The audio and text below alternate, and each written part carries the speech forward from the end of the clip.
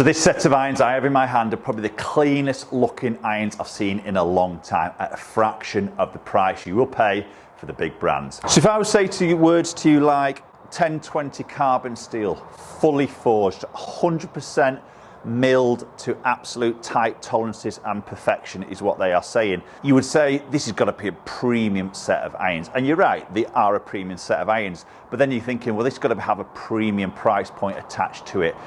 They're not. We're going to come to the price point soon. But the irons I've got in my hand are the Haywood, and it's the combo set of the CB and the MB. So the CB, that cavity back, into then that MB, the muscle back. We're going to hit the 6 iron, which is the CB, and then the 7 iron, which is the MB, and just look at some numbers, some feels, and we're going to talk a little bit about that price point. So I'm going to start off with the 6 iron, which is the CB, so a very small sort of cavity. We've got a very sort of clean look, and that's what I mentioned earlier. A beautiful sort of satin finish on this, no polished sections on it at all, which I quite like, to be honest. And we've got that sort of small cavity, as I mentioned, a little bit of like a milling effect on the back where it's got that Haywood logo in. It's very clean, minimalistic look there. And then into that playing position, it's a really nice shape, so minimal offset there. We've got a bit of a blocky top line, okay, in this CB. We'll see how that looks like when we move into the MB, but a really nice rounded toe section and just a very pleasant golf club to sit behind that golf ball. Very clean looking club, as I mentioned. So let's get this 6 iron hit. So the 6 iron is coming in at 30 degrees of loft, so it's not strong at all. Ooh, that felt very good off the club face. So as I say, fully forged, and we straight away that sound and the feel off the face does give me that impression of that forged feel. That's definitely something I would like to sort of see. Interesting numbers there. This is, bear in mind, 6 iron. It's a 30 degree loft, so these lofts aren't strong. These irons are obviously aimed at somebody who maybe isn't looking for distance, maybe a little bit more of a clean look. Playability is another odd word to sort of look at when you're working to these sort of irons.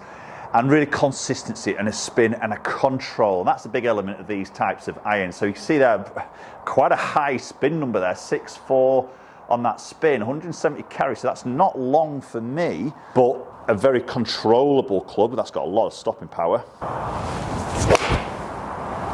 Ooh, little bit low in the face, but again, it's flown up. And that flight there, when I see it, it's not explosive. Okay, it's not firing away. It feels like it's hanging, it's got control, it's going to stop quick, 171 carry. And that wasn't a perfect strike. It felt a little bit lower maybe than what TrackMan's just showing on that strike location. But again, I'm getting that feedback, and that's the sort of thing you're going to see with these types of irons. So maybe I want to sort of ask you a question. A combo set of irons, is that something that you've got in the bag at the moment, or is it something you're looking at? It's an interesting concept.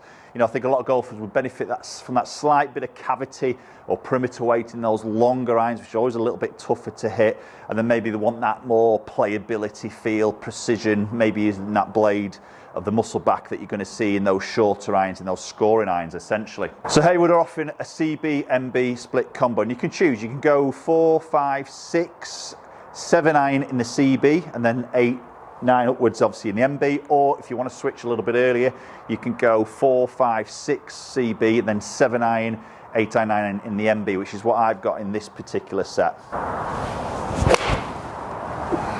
Again, that's just a touch low in the face. Super straight ball flight though.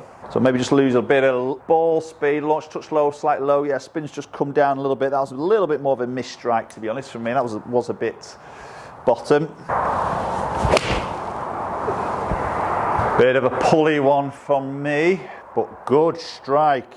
So Haywood as a brand, you may not have heard of these. Based in Vancouver, Canada, and there is some distribution over here in the UK and probably into Europe. And I know there is a club builder over in Ireland, Nigel, has actually built me these set of irons to my spec, and very professionally done as well. I must admit, the quality of the finish, the cut, the swing weighting, everything like that looks absolutely precision, which is great. Nice little touch as well is they've teamed up with another company in terms of having custom ferrules. So you see the ferrules I've got on here, they've actually got my logo colours on, the red and the white. I chose those, just a little bit of a touch. So you have options just to really sort of maybe customise these a little bit to your taste. Feels superb. Really does feel good off that club face there. So say we're going to move into that price of this sort of iron. So as I mentioned, 1025 carbon steel, fully forged, 100% milling, precision. It sounds like they're going to be expensive, but Haywood are a direct-to-consumer company, so we know these price points are going to be lower. They're cutting out that retailer. They're not obviously spending big bucks on tour, you know, advertising, anything like that, and obviously that saving then is going to be passed to you as a customer. So for £650, you're going to get a 4-iron to pitching wedge of this set. It's incredible, isn't it? You know, everything that's offering it, and they look really premium. Now, maybe the downside of that is then you can't get them to actually hit and test. Okay, so you are going to have to sort of custom fit yourself, or if you do know your spec, then you've got a good chance then, you know, you can move the lie angle. They will pay a little bit extra for lie alterations, about £15 I think it is. You pay a little bit extra if you want the lofts strengthening or weakening, but that can be done. Shaft length, you won't pay anything extra for that. And you've got some grip choices. Again, certain high quality grips will pay a little bit more. But essentially, it's a very attractive price point, isn't it? As some of the big brands now, prices are creeping a little bit. You know, sometimes consumers are looking at this different option, but again, you're not going to be able to hit. And that for me is the only negative I would see with this direct consumer model. Okay, let's move into that MB 7-iron and see how that looks in comparison to that CB in this combo set. Okay, so MB, and this, I tell you what, is a beautiful, clean look.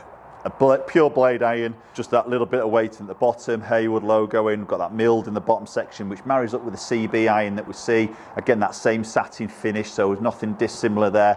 We look at the sole width and we just start to go a little bit thinner in the MB, as you would expect from this iron, and that is pretty thin. So this for me is like a real sort of player's iron, but I think this is where combo sets are quite attractive, because sometimes golfers want that bladed iron, those short irons, but then are just a bit too off-put, maybe that 4-iron, 5-iron in a blade, you know, it's a little bit daunting, isn't it?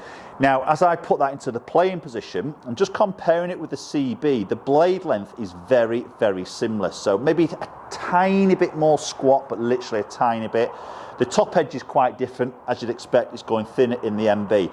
But the shaping of the toe is exactly the same, the offset looks exactly the same, the finish of the that satin finish is exactly the same. So it's very similar in those two looks, because I think that's one thing when you go into a combo set, as you move from that 6 to the 7-iron, as you're changing, sometimes there's a big split of the look of the golf clubs. So it sometimes feels like you've got real two separate irons in the bag, sets of irons in the bag, because the progression from that maybe that CB to the MB is just too big. It's just a complete change of golf club. This blends really nicely. So this is a 7-iron, 34 degrees of loft, nice and traditional in a way.